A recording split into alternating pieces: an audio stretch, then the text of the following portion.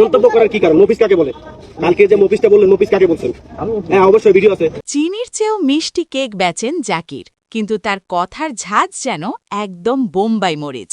সম্প্রতি কেক ব্যবসায়ী জাকির আর উদীয়মান উদ্যোক্তা সিমির মধ্যে যে বাকযুদ্ধ শুরু হয়েছে তা এখন পাড়ার মোড় ছাড়িয়ে সোশ্যাল মিডিয়ায় টক অব দ্য টাউন। জাকিরের দাবি, সিমির সফলতার ম্যাপ তিনি নিজে এঁকে দিয়েছেন। সহজ ভাষায় জাকিরের দেখানো হানি ট্র্যাপে পা দিয়েই নাকি আজ সিমি ম্যাডাম বড় ব্যবসায়ী। সে আমার পিছনে লেগে আজকে ভাইরাল হয়েছে না, তার মধ্যে কোনো কৃতজ্ঞতা বোধ নাই। কিন্তু সমস্যা হলো সিমি এখন জাকিরকে চিনতেই পারছেন না। জাকির রাগের মাথায় সিমিকে মফিজ এবং পোল্টিবাজ খেতাবে ভূষিত করতেই শুরু হয় আসল সিনেমা।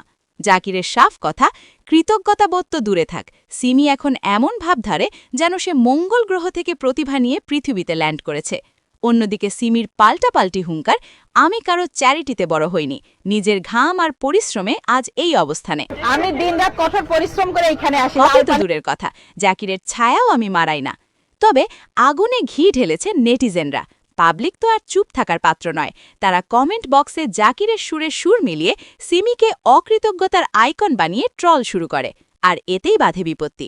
সোশ্যাল মিডিয়ার যুদ্ধে হাঁটতে দেখে সিমি এবার মাঠে নামালেন তার টুরুপের তাস।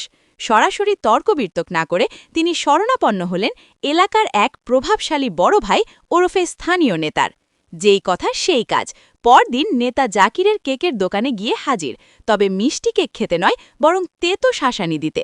নেতার হুঙ্কার ছিল বেশ রাজকীয়। ব্যবসা করতে হলে মুখ সামলে করেন, বড় বড় কথা বললে দোকানের ঝাপ আজীবনের জন্য বন্ধ করে দেব। ব্যাস, সিমির এই পাওয়ার প্লে দেখে নেটিজেনরা এখন দুই ভাগে বিভক্ত।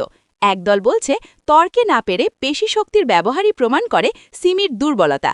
অন্য দল ভাবছে জাকির ভাই কি তবে এবার কেকের বদলে হুমকি ডেলিভারি দেবেন? প্রিয় দর্শক, আপনাদের কি মনে হয়, সফলতার সিঁড়ি কি আসলেই জাকির বানিয়ে দিয়েছিলেন, নাকি সিমি নিজের যোগ্যতায় উপরে উঠেছেন? আর তর্কে হেরে লোক পাঠিয়ে শাসানো, এটা কি আধুনিক ব্যবসার কোনো নতুন স্ট্র্যাটেজি? আপনার মূল্যবান মতামত কমেন্টে জানান।